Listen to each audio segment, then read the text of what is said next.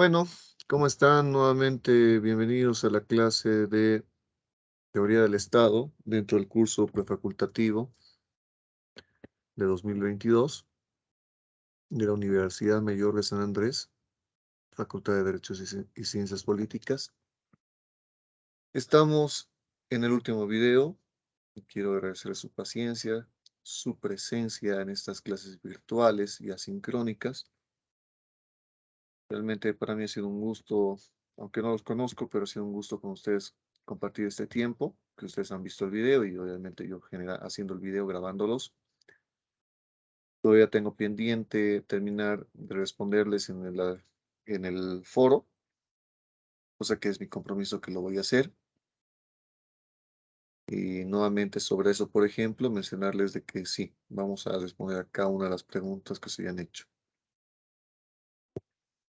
Hemos avanzado bastante en el último foro, en el último miércoles que hemos tenido. Y vamos a seguir haciéndolo. Entonces, yo les pido por favor paciencia. Sí, vamos a responder todas estas preguntas.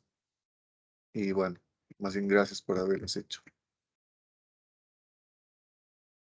Respecto a las preguntas, antes de empezar, nuevamente recordarles que para un mejor contexto de la pregunta y obviamente su ulterior respuesta, les pido por favor que cuando hagan la pregunta, citen o digan sobre qué página están preguntando. Esto va a ayudar mucho para determinar, obviamente, eh, qué es sobre qué trata la duda que ustedes tienen, ¿no?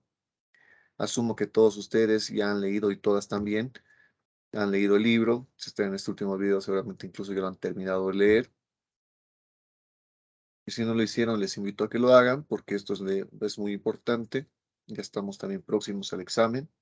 Desearles también por este medio, y en esta oportunidad, mucho éxito en este examen.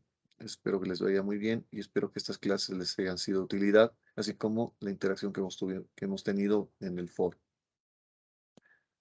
Bueno, con esta breve introducción, vamos a empezar. Estamos en el tema 4, del capítulo 4, denominado Democracia y Dictadura, del libro de Norberto Bobbio, Estado, Gobierno y Sociedad.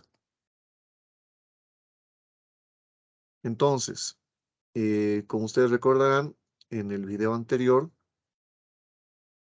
ya hemos avanzado del punto 1 al 4, relacionado obviamente a democracia y a la forma por la cual se aborda la democracia, descriptivo, prescriptivo e histórico. Y ahora nos toca revisar sobre la democracia de los modernos, como punto quinto. Entonces, respecto a la democracia de los modernos,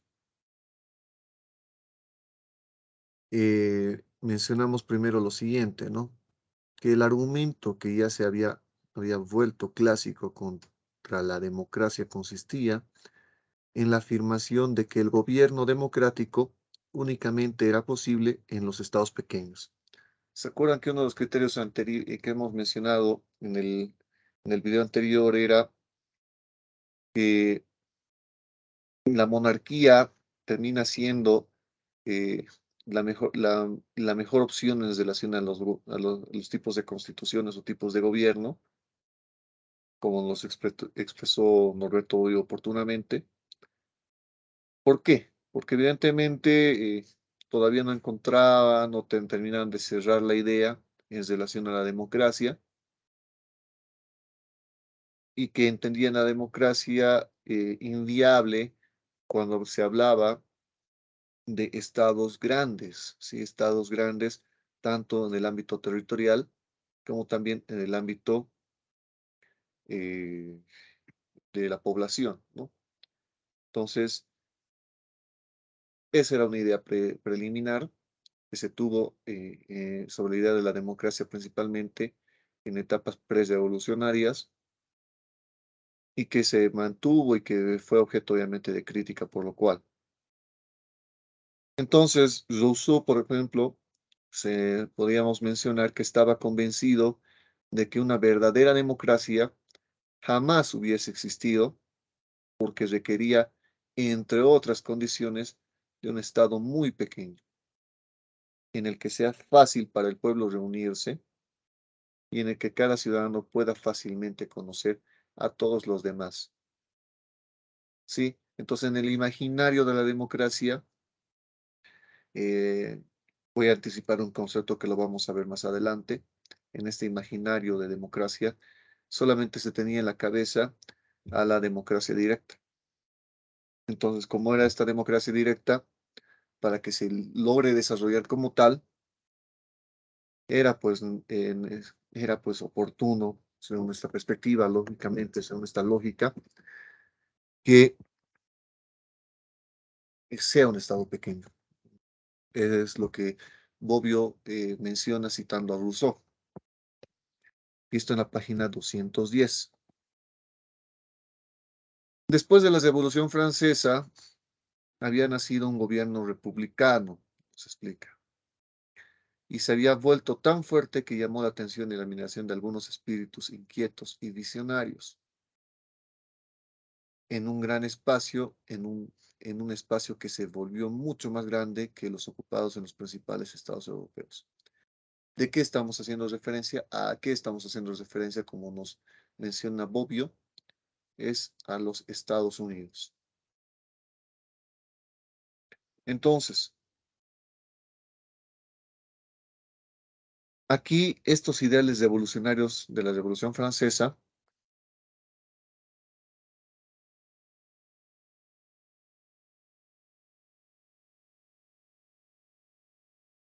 explican de que, pues básicamente, fueron de inspiración, de acogida por parte de esos visionarios que construyeron la nación que surgió a partir la, de la revolución de la independencia de las 13 colonias, que en la actualidad y los conocemos como los Estados Unidos.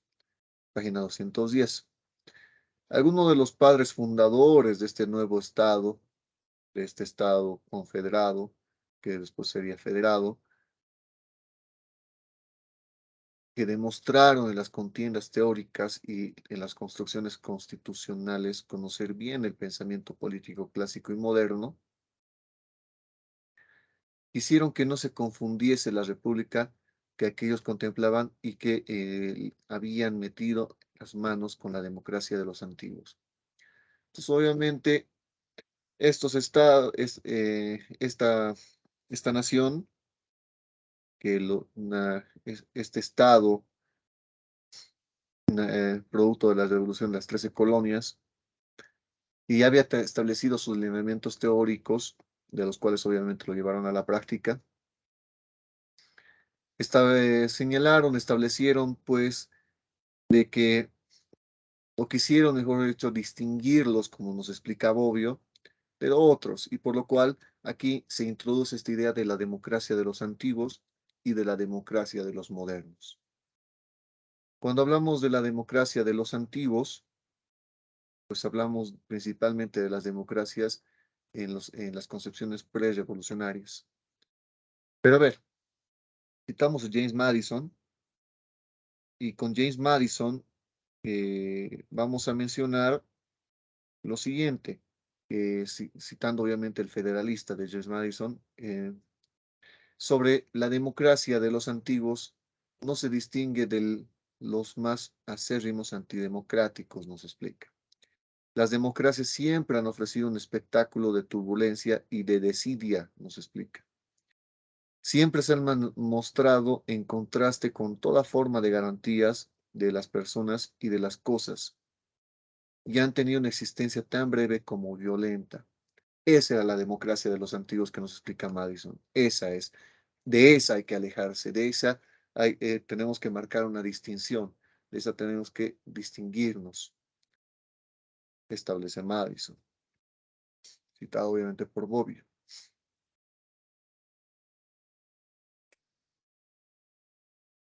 Pero la forma de gobierno de Madison a la que llama democracia, siguiendo la lección de los clásicos que llega hasta Rousseau. Era democracia directa. Si esa democracia de los antiguos era conocida como la democracia directa según Madison. En cambio, la república entiende el gobierno representativo pre la forma de gobierno que hoy nosotros, convencidos de que los grandes estados no sea posible otra democracia más que la representativa. ¿Sí? Entonces, obviamente, ¿cuál es la distinción que incipientemente podemos mencionar en relación a esto? Es básicamente la distinción entre la democracia directa y la democracia indirecta. Entonces, ¿cuál era el punto que se habla sobre esto? Es que la forma de gobierno que llama democracia, nuevamente lo repito, hasta Rousseau, Madison, era esta democracia directa, valga la aclaración nuevamente. Y la por república se entiende el gobierno representativo, precisamente la forma de gobierno que hoy por hoy son muy conocidos por las naciones, por los pueblos en la actualidad. De los grandes estados no será posible otra democracia más representativa, es lo que hemos venido mencionando. Entonces, bueno, esto es la página 211 del libro de Bobbio.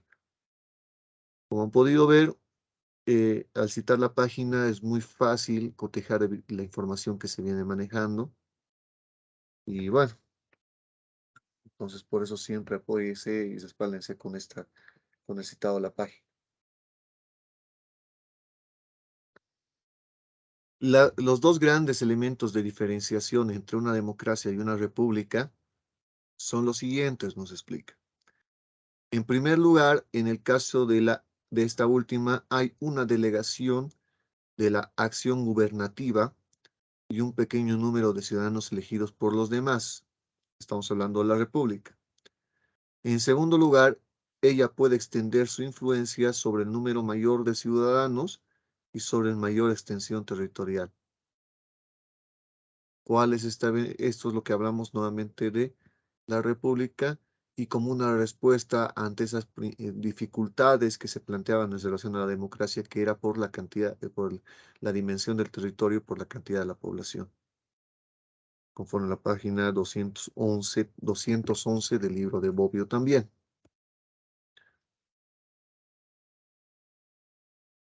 Nos explica que existe un vínculo necesario entre el Estado representativo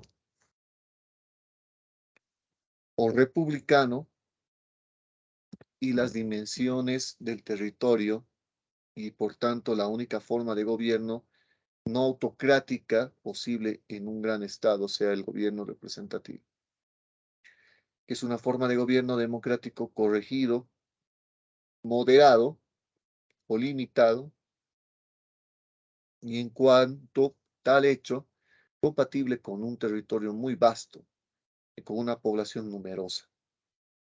La república no sea tanto una forma opuesta a la democracia, sino que sea una democracia posible en determinadas condiciones de territorio y población. Entonces, nuevamente, ya creo que lo estamos repitiendo bastante, lo volvemos a hacer porque es importante. La democracia procede, esta democracia, esta república, este modelo republicano, procede ante una situación, la dimensión del territorio y la cantidad de la población, ¿sí? Cuando la dimensión del territorio es bastante vasta y cuando la población es bastante numerosa. Entonces, ¿qué sucede? Si quisiéramos emplear la democracia de los antiguos, pues obviamente esto no podría tener un buen sentido, ¿no? No podría llevarse adelante de buena forma. ¿Por qué hablamos de esto? Porque porque obviamente si la dimensión es bastante grande, bastante amplia y existe bastante población, entonces Ni físicamente, ni por población, ni por territorio se podría agrupar a todas las personas para que vengan a decidir el desarrollo del gobierno, sí, de las actividades del gobierno. Por eso estamos hablando de esto, porque al no ser posible esto de la democracia, lo que nos explica Bobbio es que, pues, si solamente se tuviera la idea de la democracia de los antiguos, ¿qué tendría que derivarse en una autocracia? Porque por medio de la autocracia sí se podría gestionar y desarrollar tanto los gobiernos, mejor dicho, tanto los territorios vastos como la población numerosa. Pero bueno, como no es el caso, aquí tenemos la democracia de los modernos, y con la democracia de los modernos hablamos de que este es el modelo republicano representativo, por el cual, obviamente, ¿qué es lo que sucede? Se tienen los ideales democráticos, ¿sí? No se llega, obviamente, al ámbito de la aristocracia, o autocracia, mejor dicho, y se toma un carácter viable, ¿sí? Un carácter posible para la democracia, es decir, que la democracia de esta forma es posible, aunque de otra forma quizá no lo sería.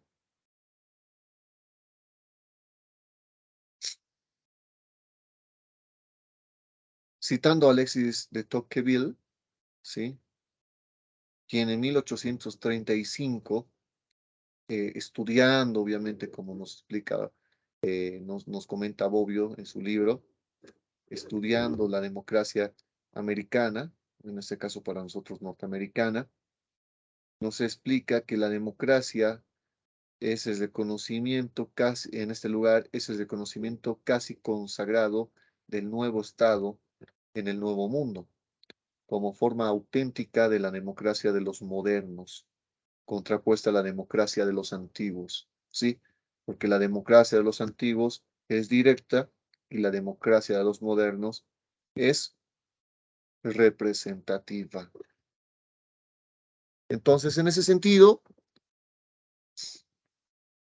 cuando hablamos de, de ello, es que ya evidentemente este tipo de democracia, la republicana, la representativa, ha sido objeto, pues, de análisis ya también por estudiosos europeos, como nos explica Bobbio. De hecho, obviamente es uno de los antecedentes de los europeos, en los cuales se han dado a la tarea de analizar, de estudiar este tipo de democracia.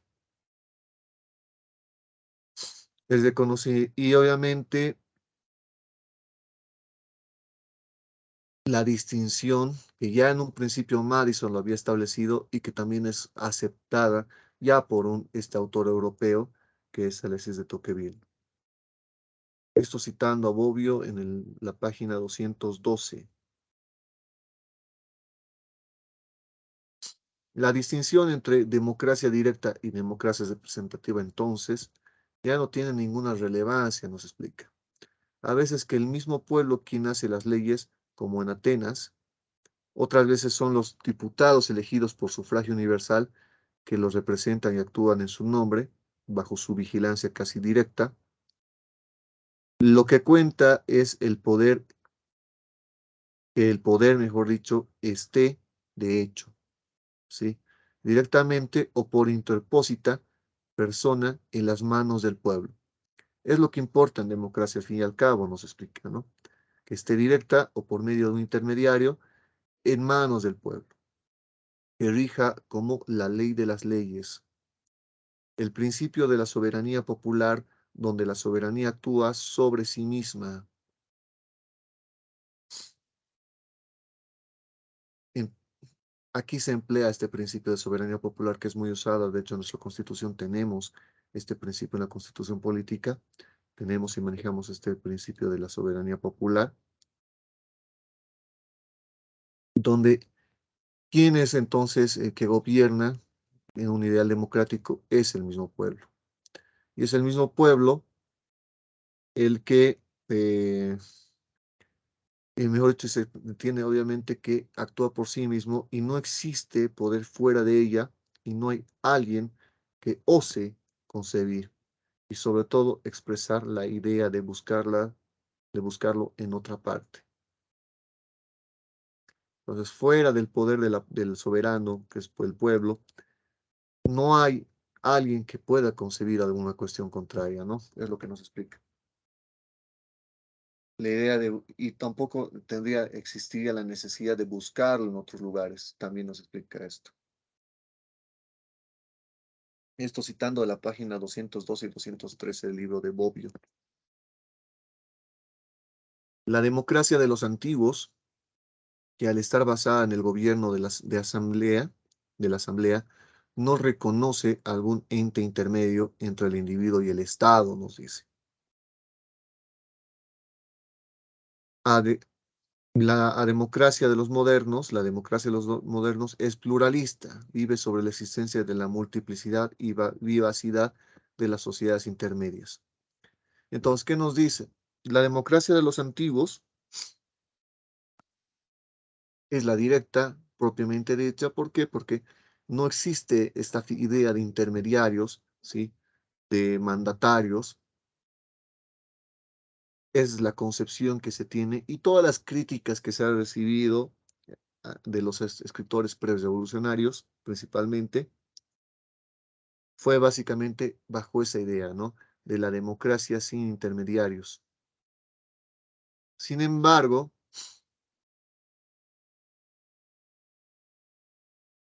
la democracia de los modernos, bajo el término que nos explica, ¿qué nos dice? Es pluralista, vive sobre la existencia, multiplicidad y vivacidad de las sociedades intermedias.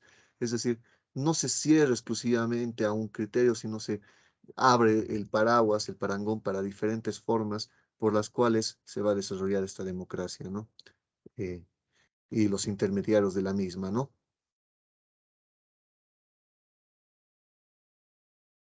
Esto citamos de la página 213 del libro de Bobbio.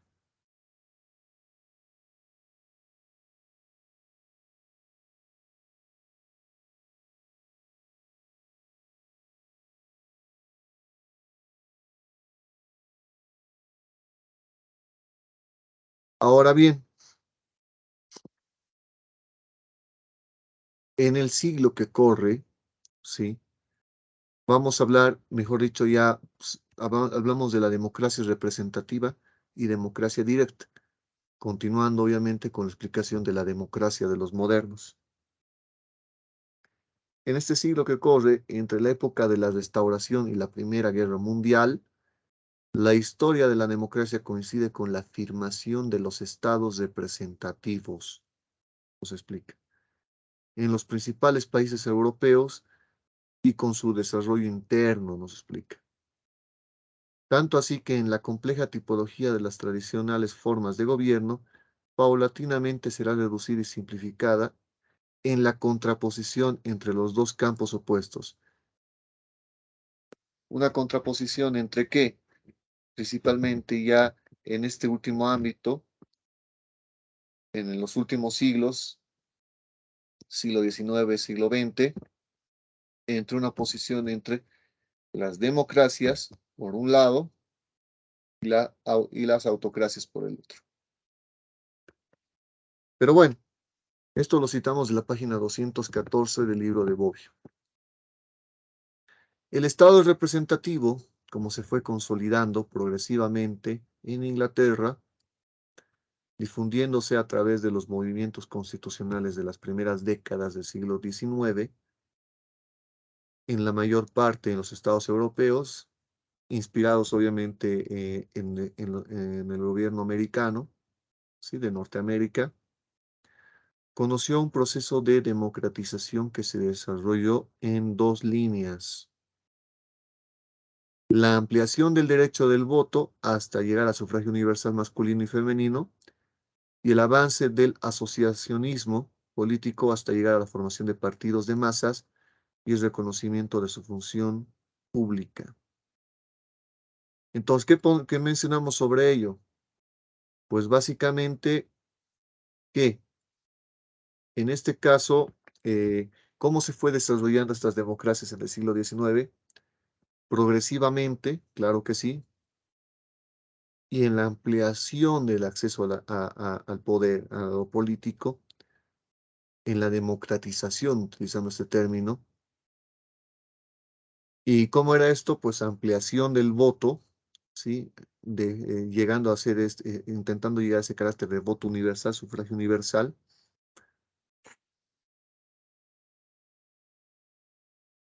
en el que se extiende también al femenino, masculino y femenino, sin distinción, etcétera, ¿no? Y el avance del asociacionismo político, es decir, ya el establecimiento y los criterios de los partidos de masas que vienen y se desarrollan pues en este proceso de democratización.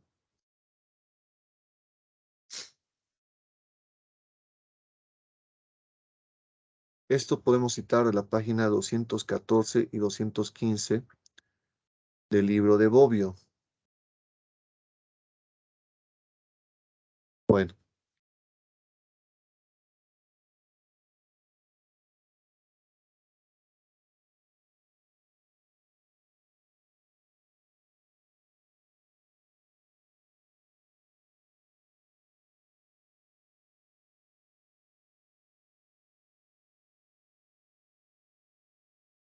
bien, seguimos en democracia representativa y democracia directa.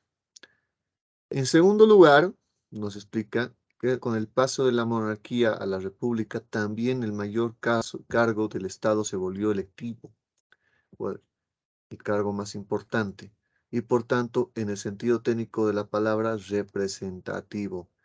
Entonces, el mayor cargo del Estado se tornó que electivo, es decir, que es elegido por la población por medio del sufragio, primero que nada, y como consecuencia de esto, que termina siendo representativo. ¿Por qué? Porque al ser electivo, ¿qué están haciendo estas personas al sufragar y votar en favor de una persona, de esta persona que va a ejercer este cargo, el cargo más importante? ¿Qué están haciendo? Está haciendo, pues, determinar que esta persona es su representante. En esa persona están confiando y por lo cual, pues, eh, es una es un resultado de este carácter del sufragio. Entonces aquí se materializa esta idea de lo representativo, 215, ¿sí? La página 215.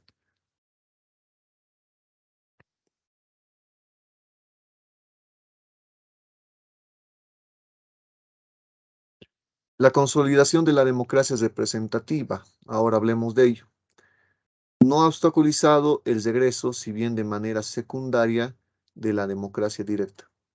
Es decir, que exista democracia representativa no necesariamente es una exclusión de la democracia directa. Hay etapas, facetas, como lo vamos a explicar ahora, en las cuales la democracia directa eh, también se desarrolla.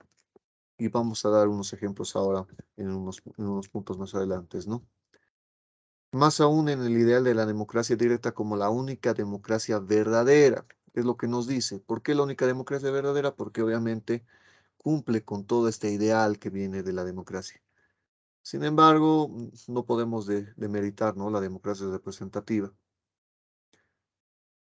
Y ha sido mantenido con vida por grupos políticos radicales que siempre han tenido la tendencia a considerar la democracia representativa no como una adaptación inevitable del principio de soberanía popular, ¿sí? Por eso son radicales,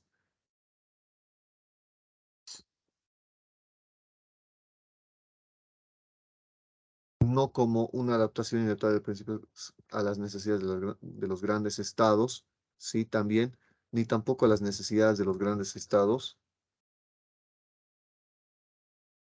y tampoco como una culpable o errónea desviación de la idea original del gobierno del pueblo, para el pueblo y por el pueblo. Por eso son radicales, nuevamente les digo, porque obviamente es lo que nos explica Bobbio, ¿sí? Es lo que nos plantea Bobbio en su obra. Y que se fundamenta en el sentido de que estos, al no, al actuar de forma representativa, esta Entonces no cumple con estas cuestiones de soberanía, de las necesidades de los grandes estados, etcétera, etcétera, y etcétera, ¿no? Ahora bien, esto citamos de la página 216 del libro de Bobbio.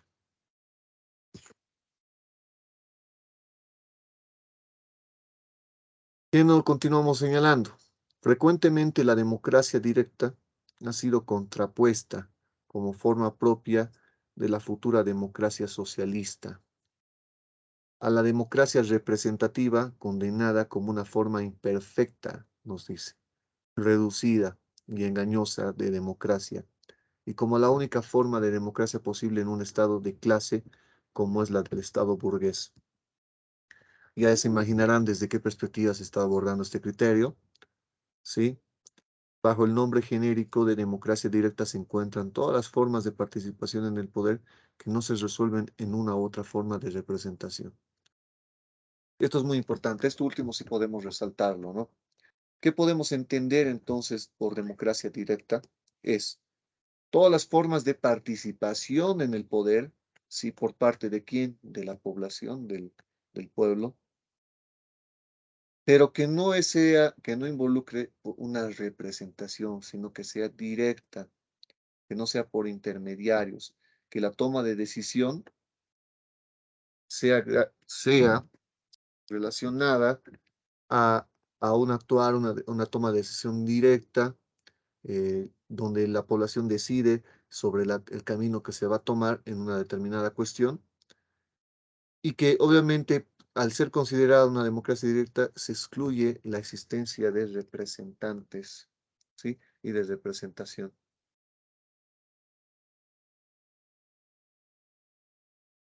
Bueno,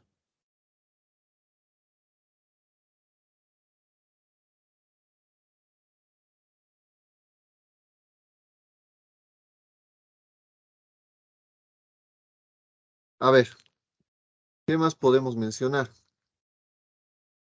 Disculpa un rato, creo que tengo un problema técnico.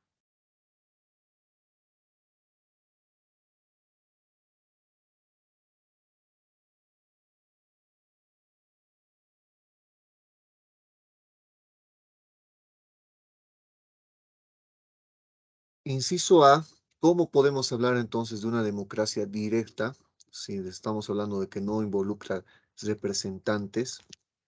Estamos hablando, por ejemplo, del gobierno del pueblo a través de delegados investidos de mandato imperativo y por tanto revocables, ¿sí? Ahora vamos a ingresar a dar unos ejemplos sobre cada uno de estos, pero partamos con esta idea, ¿no? Gobierno del pueblo a través de delegados investidos de mandato imperativo, ¿sí? Es decir, se le está dando una orden para que vaya a realizar esta cuestión, que cumpla con este camino, con esta situación, y que en ese sentido, eh, si es que no lo cumpliera, este resultaría ser revocable.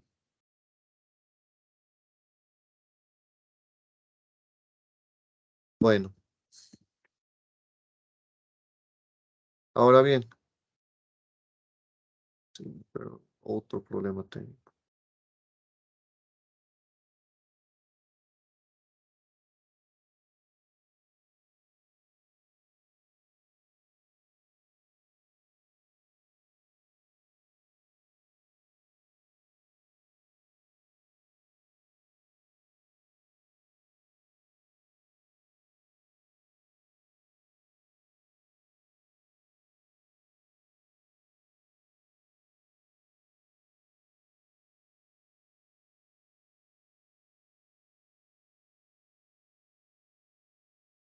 Bueno, ya.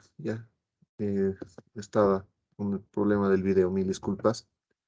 Entonces, por eso es directo, es decir, no constituye necesariamente representación, porque obviamente no les está una carta relativamente abierta al que realiza esta cuestión el que recibe la delegación, sino que lógicamente lo que sucede es que se le encomienda una labor y que tiene que cumplir esa labor, y si no la cumple, se le revoca esa labor. Se le revoca esa delegación, mejor dicho. El gobierno de asamblea, es decir, el gobierno no solo sin representantes irrevocables y fiduciarios, sino también sin delegados. En este caso, ya no es, este es un nivel superior a acercándose más todavía uno a la esencia de la democracia directa, en el sentido de que este gobierno,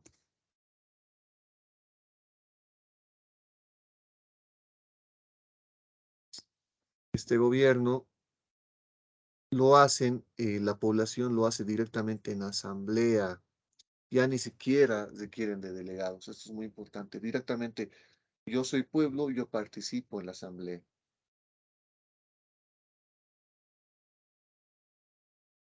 Y en tercer lugar, el referéndum, en el cual que mencionamos, que eso es lo que mejor dicho sobre el referéndum, creo que la cuestión está clara.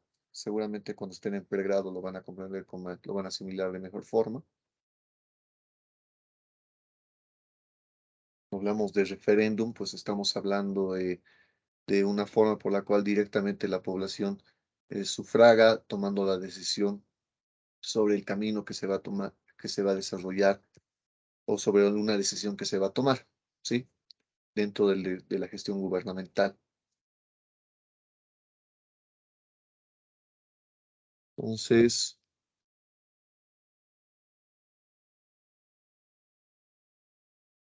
en ese criterio, pues hablamos de que estas tres formas de democracia directa. La primera fue acogida en la Constitución soviética que actualmente la rige, ¿sí? Actualmente, recordemos obviamente el contexto en esta época de la época del autor, pues todavía teníamos la Unión Soviética. Sin embargo, sí es un precedente que es mencionarle que sí, pues obviamente la Constitución soviética sí establecía el modelo del inciso A, el gobierno del pueblo a través de delegados investidos de mandato imperativo y por tanto revocables. La segunda normalmente pertenece, es decir, cuando hablamos del gobierno por asamblea, el gobierno por asamblea, sin representantes ni delegados, ni mucho menos, pertenece a la primera fase de los movimientos colectivos, de la fase de los llamados del Estado naciente, anterior a la institucionalización, es decir, cuando se va desarrollando, va naciendo este Estado. De que los ejemplos recientes del movimiento de protesta de los estudiantes, nos dice obviamente Bobbio, y de los comités de zona o de barrio de las grandes ciudades, la tercera fue, y eso nos dice, ¿no? Y sobre la tercera, que era referéndum, pues fue incluida en algunas constituciones de la posguerra, como la italiana. Y ahora lo vamos a explicar un poco más con mayor detalle, ¿no? De estas tres formas de democracia directa, la segunda y la tercera no pueden por sí solas sustituir y de hecho jamás han sustituido a las diversas formas de democracia representativa practicables en un Estado democrático. Y lógicamente, porque si decimos que el fundamento de la democracia representativa, de la democracia de los modernos, es que el vasto territorio de un Estado y la cantidad de población, ¿sí? La importante cantidad de población. Imagínense si que trataran de reunirlos a todos en asamblea. Solo en un país como en Bolivia, que la población es bastante reducida en relación a la cantidad de territorio, somos 11 millones de bolivianos o más. Imagínense reunir en un solo ambiente, en un solo lugar, a 11 millones de personas. Pero ¿qué tal? Las reunimos. Ahora imagínense darles la oportunidad de que cada uno de estos opine y de sus decisiones a 11 millones. Complicadísimo, ¿no? Prácticamente ronda hasta lo irreal, ¿sí? Bordea hasta lo irreal. Entonces, por eso, eso es lo que nos explica. No podría sustituir a la democracia representativa. Podrá apoyarse en alguna cuestión, podrá apoyar. Por ejemplo, existe la figura de los cabildos. sí que incluso está reconocida en la Constitución. Y esta figura de los cabildos, sí, pues lógicamente tiene un poco de esta idea de democracia directa, pero es una cuestión eventual, puntual, no es sobre cualquier cuestión del gobierno, sino se reúne sobre temas puntuales, etcétera, ¿no? Los cabildos. Y sobre el referéndum, mucho menos. Imagínense hacer referéndum para cada gestión de gobierno, para cada punto de gobierno. Imagínense eso, ¿no? Es decir, un cabildo para establecer un impuesto sobre tal, un cabildo para designar, o un referéndum para designar a tal autoridad, un referéndum, qué sé yo, para establecer una resolución ministerial, un referéndum para, qué sé yo, establecer, tomar la decisión de intervenir en alguna situación de emergencia. Imagínense un referéndum. Por ejemplo, en la época de la pandemia, que se ha pedido un referéndum para establecer, tomar ciertas medidas de emergencia sanitaria y real, ¿no? Entonces también pensar en ello ronda también lo irreal y que inclusive terminas pues obviamente siempre derivándose en la democracia representativa. Pero eso no quiere decir que no pueda existir, de hecho lo hay, ¿sí? Un ejemplo muy interesante, como lo hemos citado en alguna clase anterior, es el gobierno de Suiza, en el cual en el gobierno de Suiza sí tenemos esta figura la dinámica de referéndums como un elemento de democracia directa. En Suiza existen referéndums con periodicidad. Es muy interesante, sí existe este camino, pero de ninguna forma sustituye la figura de la representación. Evidentemente se sigue gobernando por medio de la representación, claro que sí, pero sí se puede involucrar de buena forma la figura de referéndum, por ejemplo. Entonces, sí existe esta cuestión y es muy utilizado y si revisan antecedentes de Suiza, eh, incluso hasta es útil y tiene buenos resultados. Pero bueno, esto básicamente en relación a este punto, ¿no?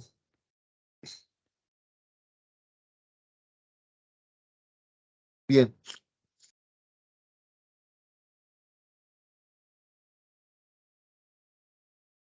volviendo obviamente al de asamblea, eh, solamente es aplicable en pequeñas comunidades, claro, pues la tercera por una asamblea donde se reúna toda la población.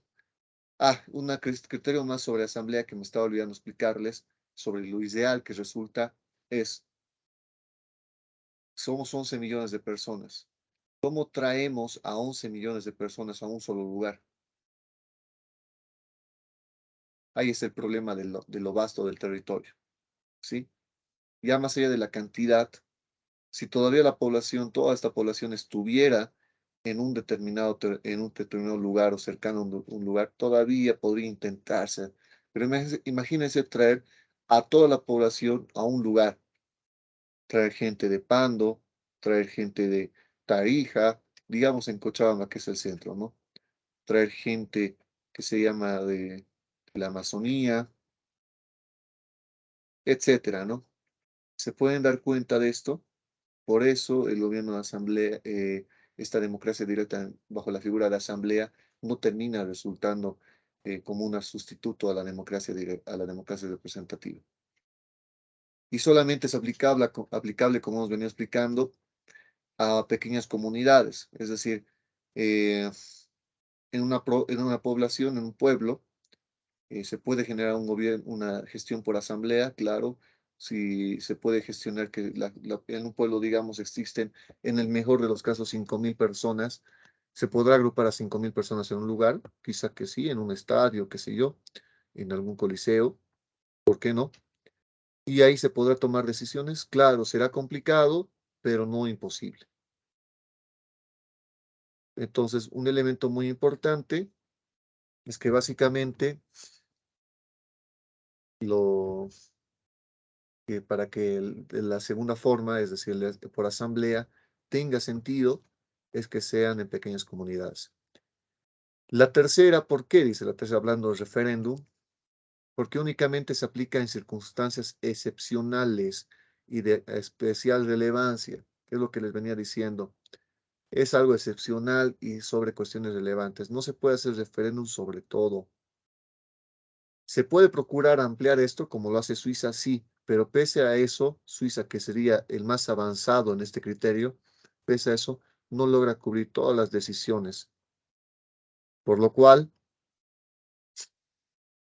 hablamos pues que es excepcional y es sobre cuestiones relevantes. Ahora, volviendo al criterio de la primera, sí, por medio de los delegados,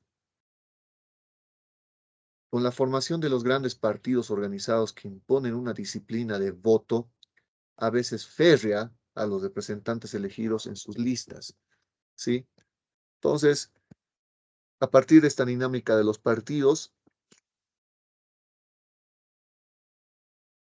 los representantes, estos elegidos, estos delegados más que representantes, porque sí, eh, terminan teniendo una situación particular. Por ejemplo, dice, el diputado elegido a través de la organización del partido se vuelve un mandatario, ¿sí? Porque recibe el mandato. Si no, si no de los electores, es decir, si es un mandatario, ¿de quién es el mandato? Si no es de los electores, de quien ha votado por ellos, en la práctica y en la realidad, de quienes terminan siendo mandatarios del partido que lo castiga quitándole la confianza cuando él no respeta la disciplina. Entonces, ¿qué quiere decir esto? Que en su imaginario, y solamente incluso en la actualidad lo están pudiendo ver en prensa, en lo imaginario, estas personas no representan a las personas, o sea, no terminan siendo los mandatarios de las personas de las quienes han recibido su voto, directo o indirecto, sino terminan siendo mandatarios del partido. Entonces, hablan en defensa del partido, hablan en respaldo del partido, pero no de las personas, ¿sí? No representan los intereses de las personas, de su circunscripción, si hablamos de uninominales, etcétera. Entonces, aquí tenemos un problema en relación al primero. Estos delegados que son delegados, pues bueno, al fin y al cabo, en la práctica no se deben a quienes reciben la delegación, sino al partido quien la ha puesto en el lugar para hacer recibir la delegación. Entonces, esto es una cuestión muy complicada que justamente ahora estamos viéndolo, ¿sí? Lo que se vuelve en un subrogado funcional del mandato imperativo de parte de los electores, ¿sí? Entonces, estos básicamente terminan siendo o velando por los intereses del partido más que por los intereses de quién, del, mm, los intereses de quien ha recibido el voto, si hablamos de esta figura, ¿no?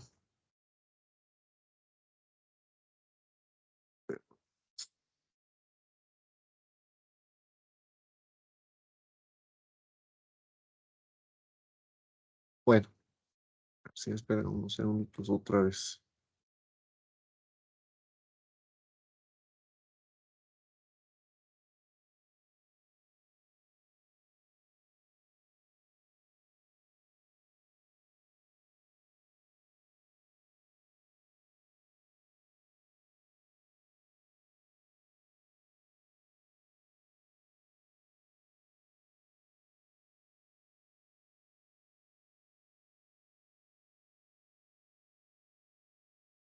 Perfecto, estamos bien.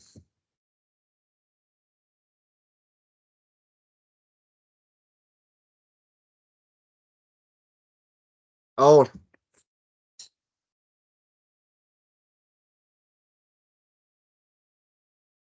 la segunda, porque solamente es aplicable a esto es lo que hemos hablado,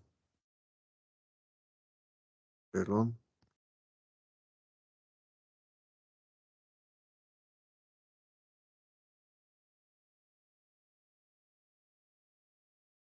Entonces,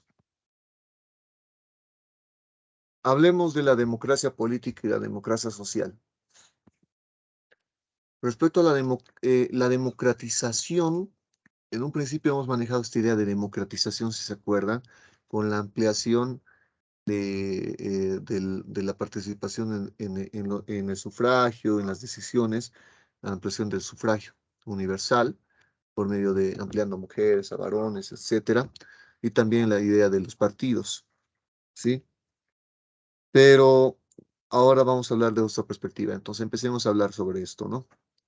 La democratización entendida como como institución y ejercicio de procedimientos que permiten la participación de los interesados en las deliberaciones de un cuerpo colectivo, en cuerpos diferentes de los políticos.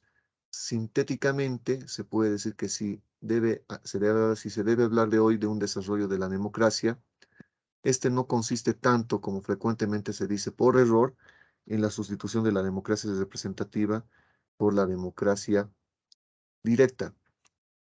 La sustitución que de hecho es imposible que en las grandes organizaciones, como lo hemos visto en la presentación anterior y en la anterior a esa también, sino en el paso de la democracia en la esfera de lo político.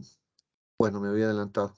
Esto primero, antes de ver sobre el otro de la democratización en la ampliación, no solo de la participación, sino en otros ámbitos, primero tenemos que hablar sobre esto, sino en el paso de la democracia en la esfera política, es decir, en la esfera de que el individuo es tomado, considerado como ciudadano, a la democracia en la esfera social, donde el individuo es tomado en cuenta en la multiplicidad de su estatus. Pero bueno, expliquemos esto, ¿no?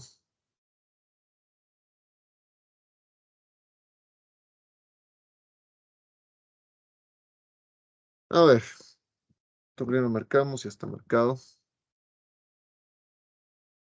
En otras palabras, nos dice, en la ampliación de las formas de poder ascendente, que había ocupado hasta ahora, sí, ahora casi exclusivamente el campo de la gran sociedad política, al campo de la sociedad civil en sus diversas articulaciones,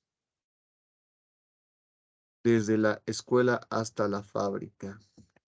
Entonces, aquí donde hablamos de esto, que la democratización no solo es que se limite en el ámbito necesariamente de la política, sino en el ámbito, en todo el desarrollo de lo social, de la vida en sociedad, donde también se emplean estos criterios de la democratización y de la democracia.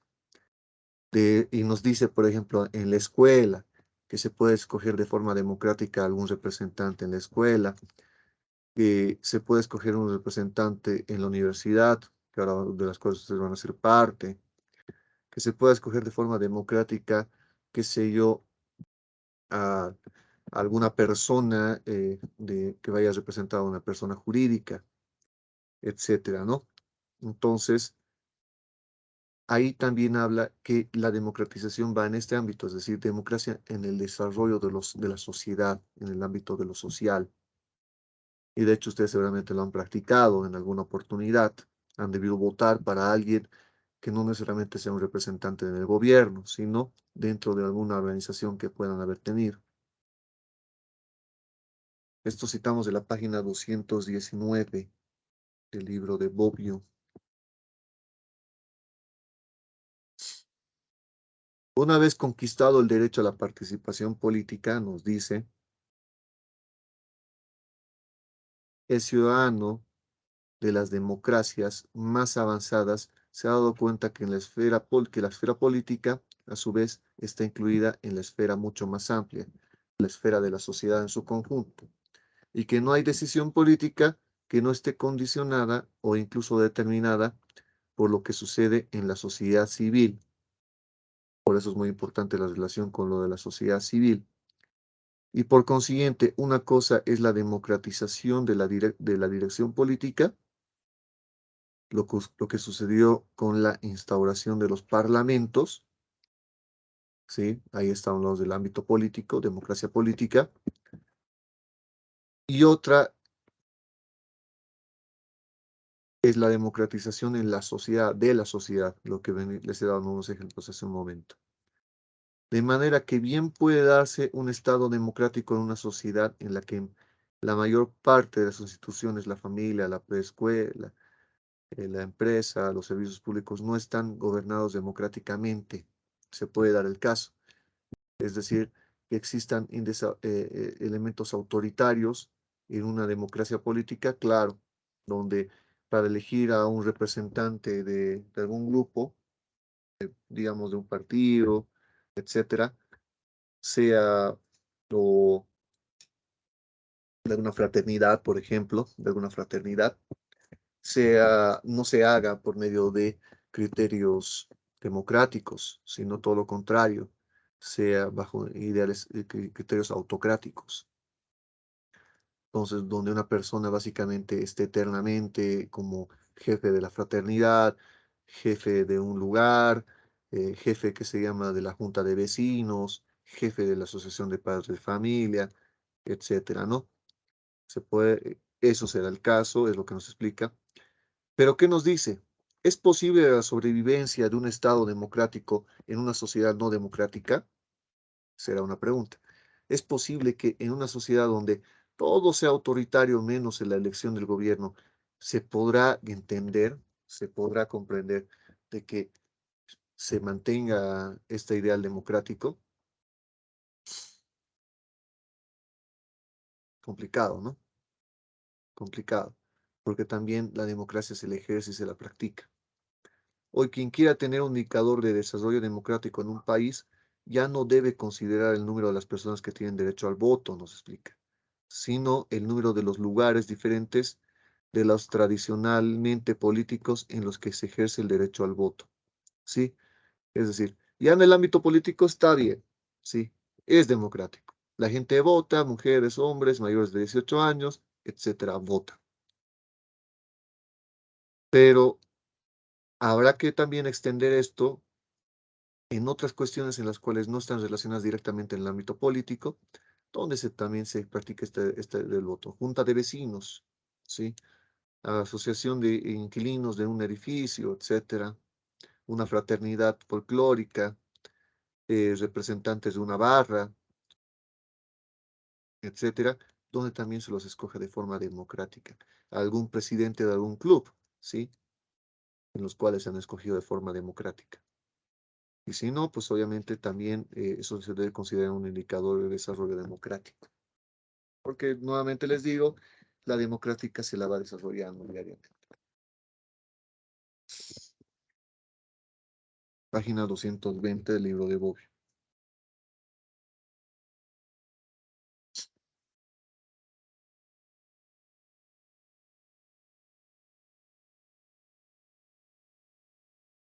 La democracia, nos salimos de la democracia política y democracia social y nos vamos a la democracia formal.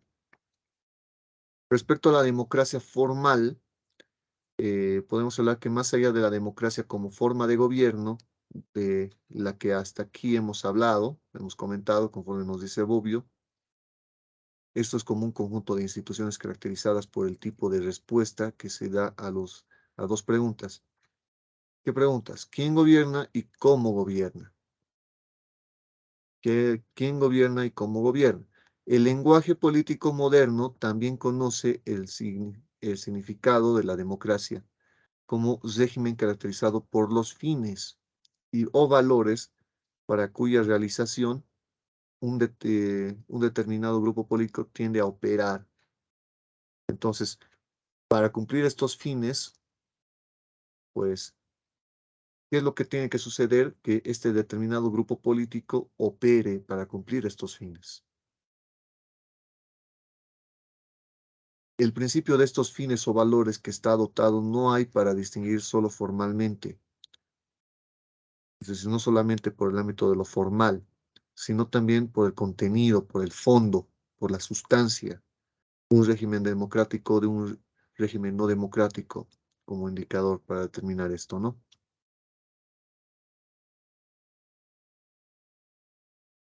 Es la igualdad en rigor no la igualdad jurídica, sí, una igualdad en lato sensu y no en estricto sensu en el ámbito jurídico, que fue introducido en las constituciones liberales, aun cuando todavía no era formalmente democrática, sino igualdad social y económica. Esto citamos de la página 221 del libro de Bobbio.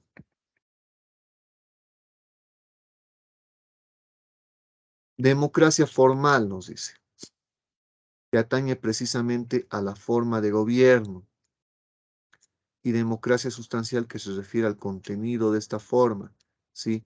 Por eso, cuando hablamos de formal es la forma, ¿sí? ¿A qué forma estamos haciendo referencia?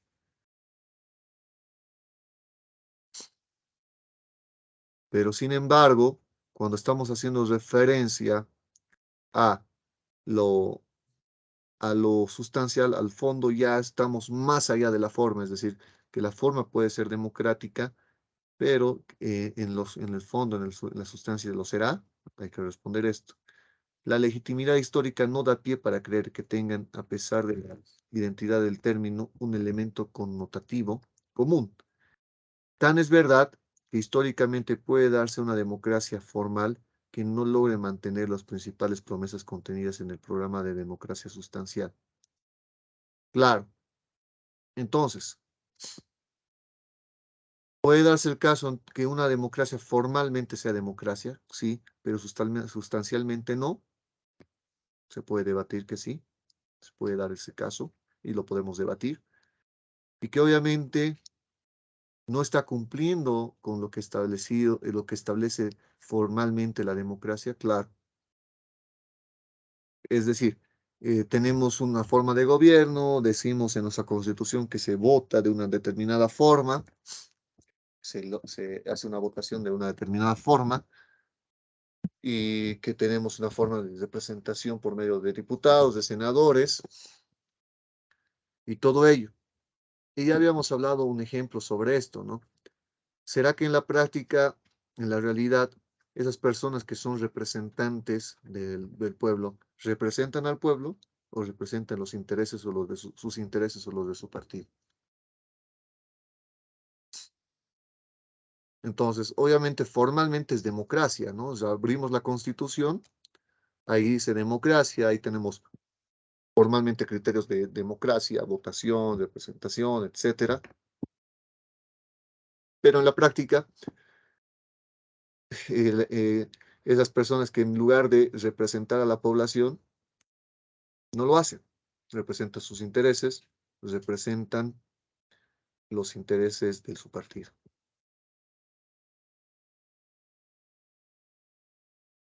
Entonces no logran cumplir con las promesas contenidas en el programa de democracia sustancial, claro que sí, porque obviamente cada partido, cada persona, cada representante ingresa en ese ámbito de proponer un programa eh, de democracia sustancial, es decir, cómo se va a democratizar también esta cuestión en el ámbito político y social, y bueno, y viceversa, una democracia sustancial que se rija y desenvuelva mediante el ejercicio no democrático del poder. Es decir, ya hemos visto un criterio. Existirá la posibilidad de que una democracia,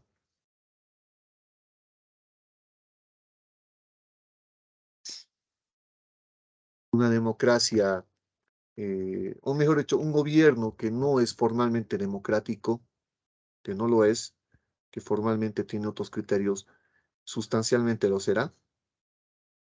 Aquí nos plantea Bobbio que sí, que sustancialmente sí lo es, que puede darse el caso, que pese a que formalmente no lo es, porque quizás por un presidente, mejor dicho, un monarca, qué sé yo, probablemente no es una democracia, pero que tenga ciertos criterios en los cuales la democracia y los ideales de la democracia en la participación en las decisiones y todo ello se los aplique, se cumplen.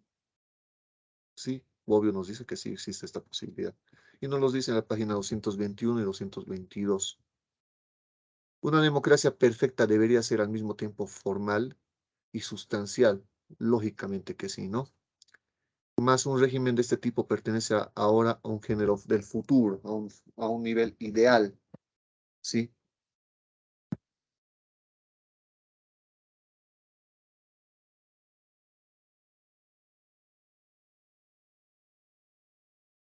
Ahora, ¿qué estamos hablando con esto? Que obviamente, nuevamente, para que quede claro, no basta que se llama nominalmente sea una norma nominal, formalmente sea democrática un Estado. No basta, sino que también necesariamente tiene que tener que se llama esta connotación sustancial. Por eso. Y esto es complicado, ¿no? Complicado. Debido a que obviamente en este sentido, sobre todo en lo sustancial, difícil de arribar, y al ser difícil de arribar, pues no está todavía para la actualidad, sino para el futuro. Página 222 del libro de Bobbio.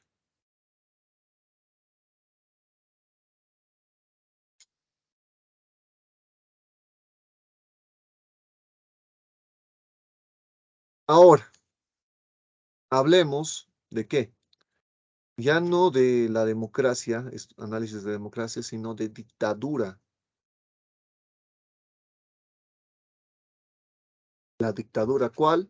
Como hemos empezado hablando de la democracia de los modernos en contraposición de los democracia de los antiguos, pues vamos a hablar aquí de la dictadura de los antiguos.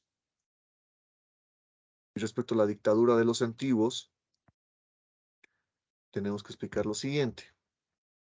La teoría de las formas de gobierno, en su uso prescriptivo, simplificó la tipología tradicional y se polarizó, como ya lo hemos mencionado, alrededor de la dicotomía democracia y autocracia, ¿sí? Una dicotomía. Democracia, autocracia. Dicotomía, dos, ¿no? En el uso corriente del término que predominó para designar el segundo miembro de la dicotomía no es autocracia, sino dictadura. Eso es lo que nos explica que se manejó dictadura. ¿Ves?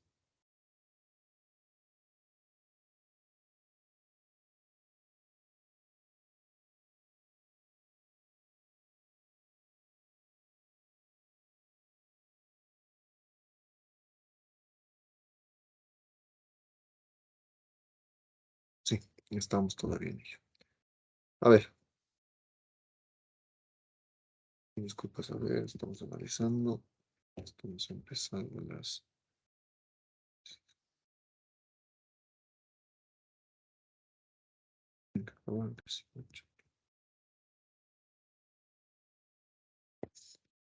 Ya. Entonces, vamos empezando o continuando con esto, ¿no? Cuando hablamos de la teoría de las formas de gobierno, estamos hablando sobre esto, ¿no? Y se ha sustituido este criterio de la autocracia, sino con dictadura, ¿no? Ahora, la denominación de dictadura para todos los regímenes que no son democracias se difundió sobre todo después de la guerra mundial, de la Primera Guerra Mundial, sea mediante el acalorado debate sobre la forma de gobierno instaurado en Rusia por los bolcheviques, sino también que se sustentó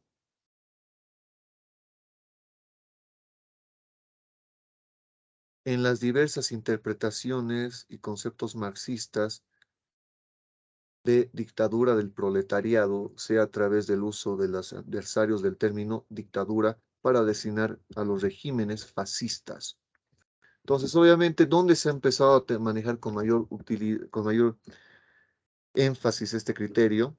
Es básicamente después de la post Primera Guerra Mundial, y principalmente cuando hablamos de la dictadura que establecieron los gobiernos en Rusia, ¿no? Que derivó en una Unión Soviética, en la gobierna de los soviets, ¿no? De los bolcheviques.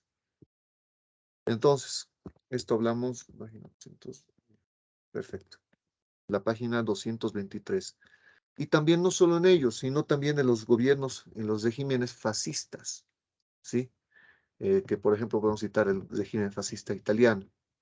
Estamos hablando post Primera Guerra Mundial, en esa época. Ahora bien, Seguimos en un universo de discursos en los que la democracia ha asumido un significado fundamentalmente positivo, ha determinado, ha terminado, mejor dicho, con un significado preponderantemente negativo, ¿sí? Entonces, en un principio se tenía la idea de que, o mejor dicho, se tiene esta idea de que la dictadura tiene una connotación, un carácter negativo, ¿sí? Negativo. Y expliquemos ahora cómo sucedía en la antigüedad, por eso estamos en la dictadura de los antiguos. En la antigüedad, como por lo demás, tiranía, despotismo, autocracia, es un término que nos llega de la antigüedad. Claro, es decir, el término dictadura es un término que también, o que se recoge, mejor dicho, de la antigüedad, al igual que el término tiranía, despotismos y autocracia. Es un término que nos llega de la antigüedad, como vemos, valga la reiterada tautología, pero a diferencia de estos últimos, tuvo originalmente y durante siglos una connotación positiva, nos dice respecto a la dictadura. En Roma se llamó dictador a un magistrado extraordinario, instituido alrededor de los 500 antes de Cristo, nos dice. Ahora bien, ¿qué sucede?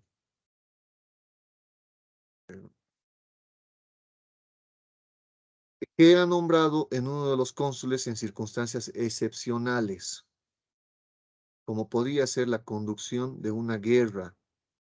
Entonces el dictador estaba en cuestiones, en circunstancias excepcionales. Ahora lo vamos a sintetizar en diferentes incisos como lo hace muy oportunamente Bobbio. Entonces, ¿en qué situaciones excepcionales? Por ejemplo, nos citamos la guerra. Existía un conflicto armado, entonces se requería decisiones ejecutivas. Entonces, por lo cual se establecía un dictador rey publicae gerando causa, ¿sí? En las cuales obviamente tenía la finalidad de llevar adelante la conducción de este conflicto armado. O la sofocación de una revuelta también, y esto es en el ámbito conflicto que puede ser armado, pero dentro de Roma, el dictador Seditionis Sendatae Causa, estamos hablando de latín, es una idea del latín, y al que se le atribuían, por lo excepcional de la situación, poderes extraordinarios. ¿Qué poderes extraordinarios? Les anticipo, principal ejecutivos. Entonces, por eso.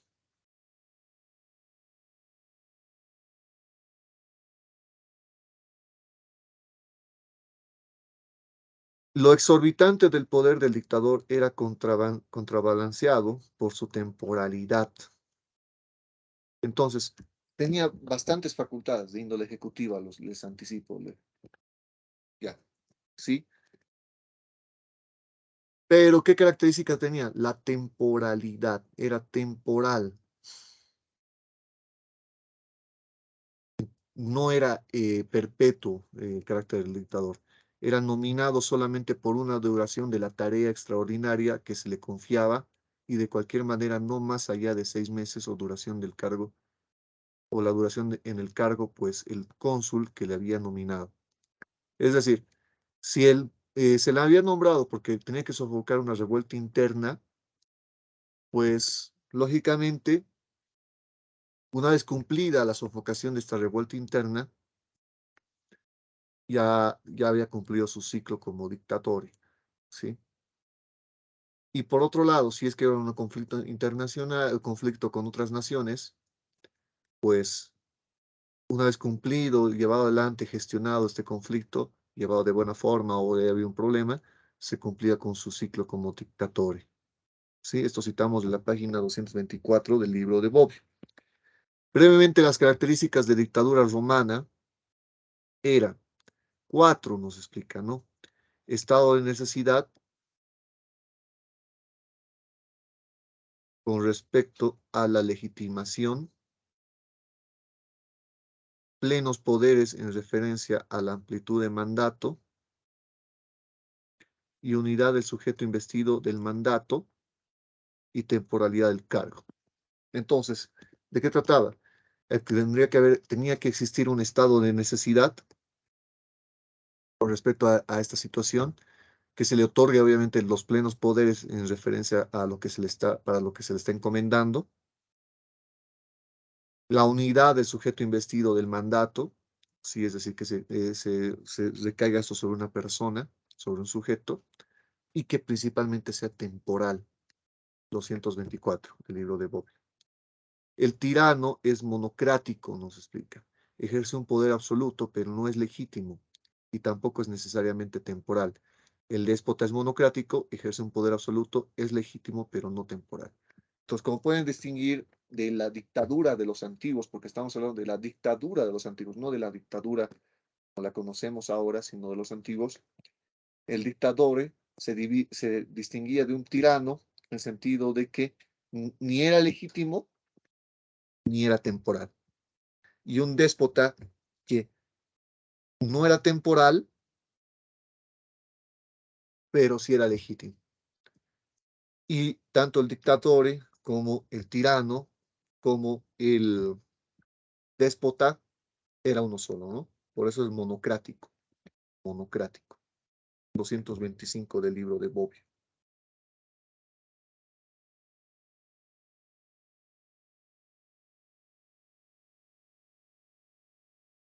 La dictadura de los antiguos, seguimos, ¿no? Esas tres formas tienen en común la monocraticidad, lo que les había anticipado, y lo absoluto del poder, un poder absoluto. Pero la tiranía y la dictadura se diferencian. ¿Por qué? Porque la segunda es legítima y la primera no, lo que les he explicado, ¿no? Es decir, el tirano no es legítimo, pero tiene poder absoluto y es uno solo, un solo sujeto. El dictador es legítimo, tiene poder absoluto y es uno solo,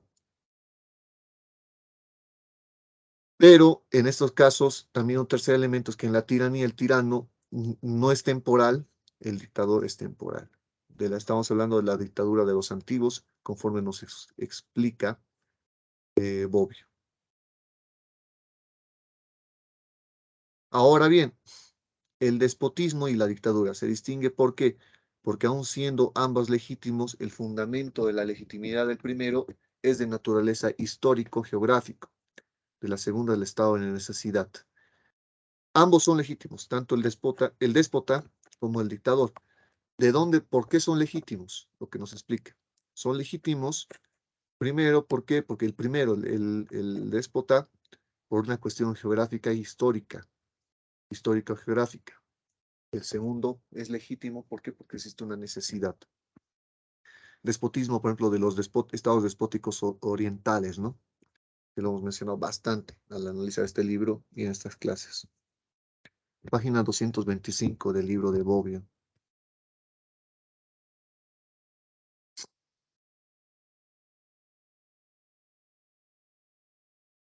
Ahora, ¿qué tenemos que explicar? Pues básicamente, eh,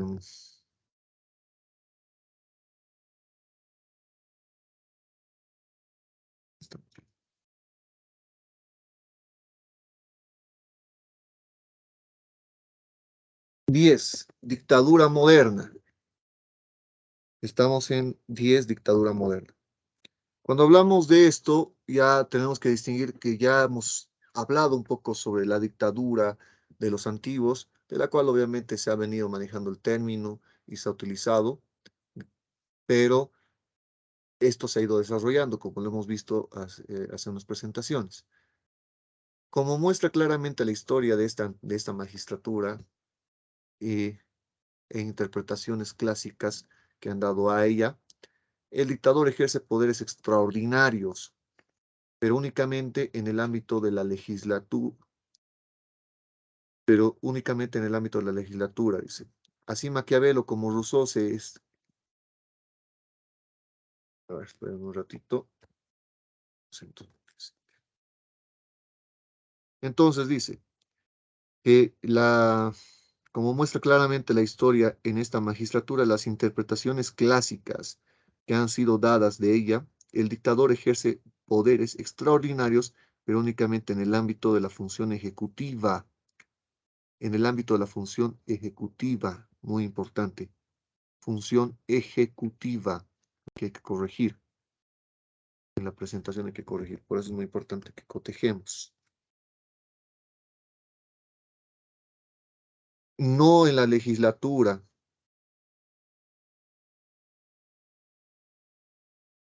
¿Sí? No en la legislatura ejecutiva y no en la legislatura.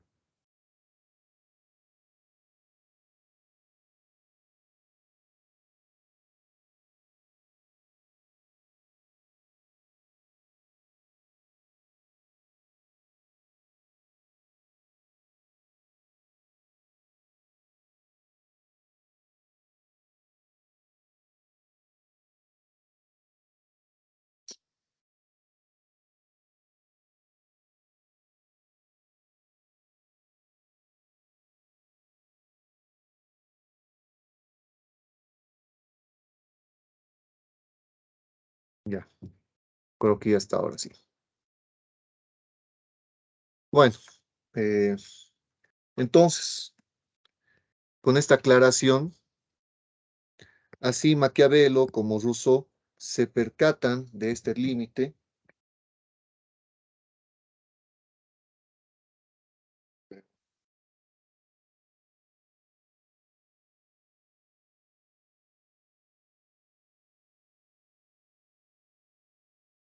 Escribiendo el primero, como se ha visto, que el dictador no podía hacer algo que alterase las instituciones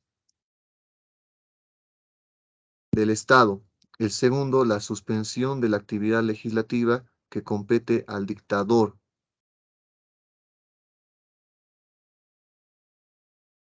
De ninguna manera la abole, por lo que el magistrado que la hace callar pueda hacerla hablar. Entonces nos dice, en la época de las grandes revoluciones, el de la dictadura se amplía por instaurador del nuevo orden. Es el poder revolucionario que, como tal, dice Maquiavelo, deshace los órdenes viejos para hacer nuevos. Entonces, que es muy importante que comprendamos que la dictadura que se recogió de la dictadura de los antiguos es la dictadura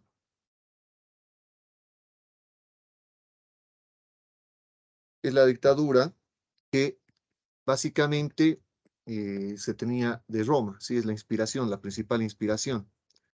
Pues en ese sentido, la principal y esta inspiración era de que el dictador no se inmiscuía en ámbitos de legislatura, ¿sí? No se metía en esos ámbitos de legislatura, sino por el contrario, lo que hacía era solamente en funciones ejecutivas. Podía mandarlas a callar, pero no mandarlas a hablar, nos dice. Es decir, podía un poco limitar la participación del legislativo en algunos casos, pero no podría crear normas, nos explica, ni alterar las instituciones del Estado, etcétera. Página 227 del libro de Bobbio. En la época de las grandes revoluciones, nos explica, el, el de dictadura se amplía instaurador del nuevo orden. Es poder revolucionario, como dice Maquiavelo, es lo que hemos explicado. Página 227. Ahora bien, Carl Schmitt distingue la dictadura clásica que citando Bodin comisaría cuanto dictador desempeña tarea extraordinaria en límites de comisión recibida. ¿Sí? Entonces, ¿qué nos dice Carl Schmitt? Nos dice que eh, la comisaría en cuanto el dictador desempeña su tarea, en cuanto el dictador desempeña su tarea extraordinaria en límites de la comisión recibida, de la dictadura de los tiempos modernos o revolucionaria que llama soberanía.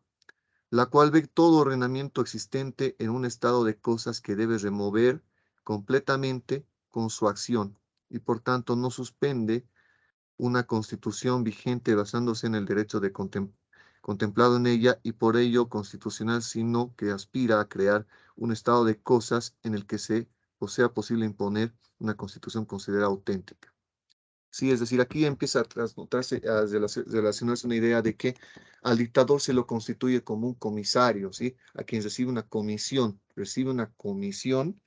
de la cual obviamente tiene que cumplirla, tiene que relacionarla.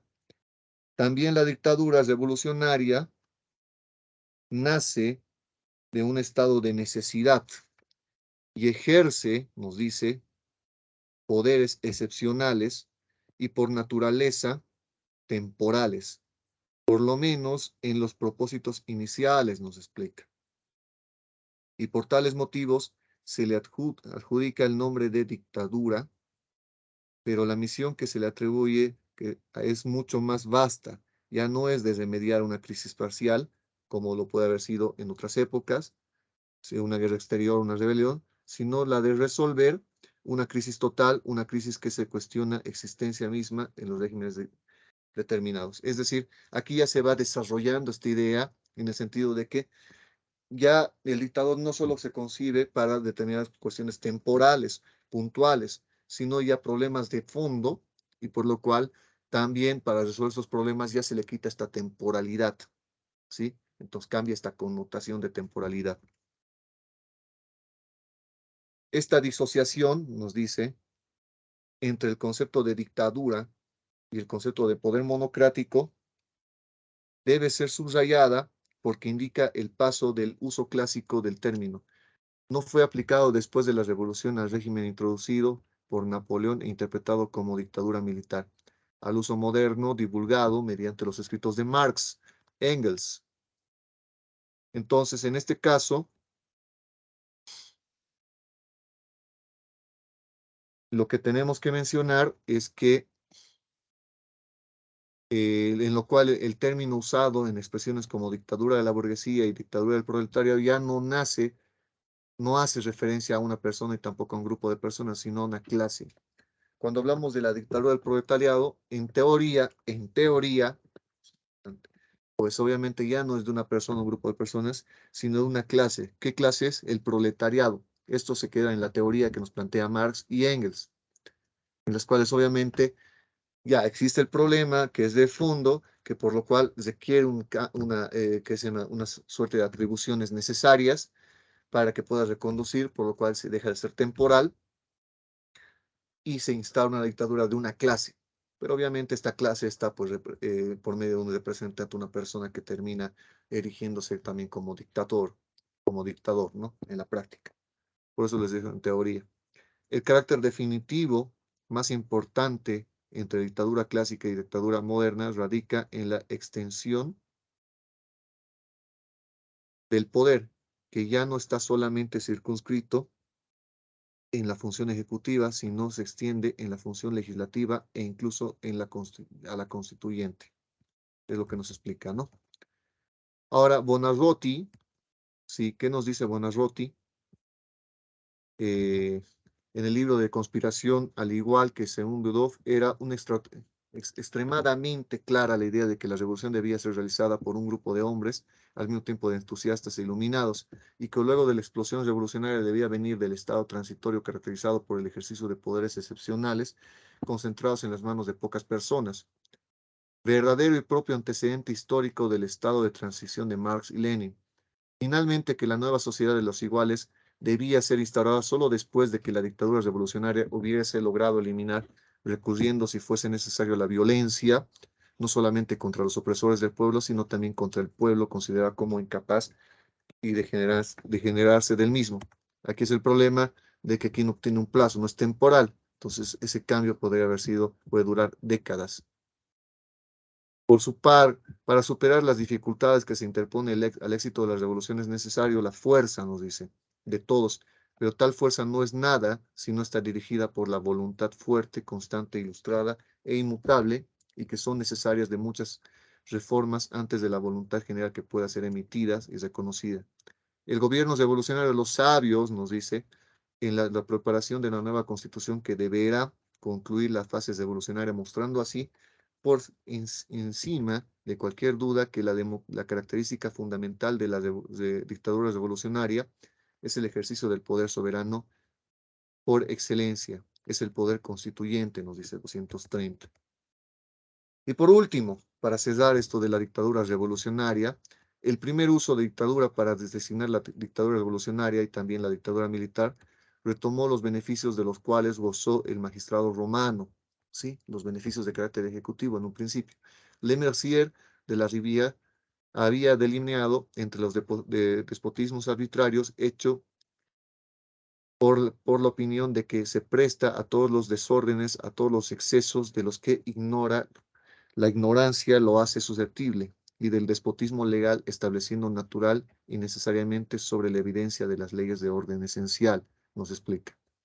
El paso del sentido evaluativo positivo propio de la dictadura, sea como magistratura, sea como gobierno revolucionario al sentido evolutivo negativo, que hoy prevalece, como se dijo en un inicio, se dio por el hecho de que la dictadura ahora no se entiende genéricamente como un dominio de una clase, sino un dominio de un gobierno, o sea, en un modo de ejercer el poder. Pero bueno, al fin y al cabo, que denominativamente sea gobierno de una clase o dominio de una clase, en la práctica termina siendo dominio de unos tantos, ¿no? Entonces, obviamente, es lo que se ha venido, tenemos antecedentes de dictaduras en diferentes países en el mundo, y bueno, esencialmente tenemos eso, ¿no? Pero bueno, esto estamos citando a Norberto Bobbio en su respectivo libro. Quiero agradecer mucho por su atención. Ha sido un gusto nuevamente, como les dije en un principio, y hasta la próxima. Espero verlos ya en pregrado, y va a ser un gusto que nos saludemos en esa oportunidad. Que tengan un buen examen, desearles éxitos. Estamos en contacto en el foro. Les voy a responder a todas sus preguntas con todo gusto. Hasta luego.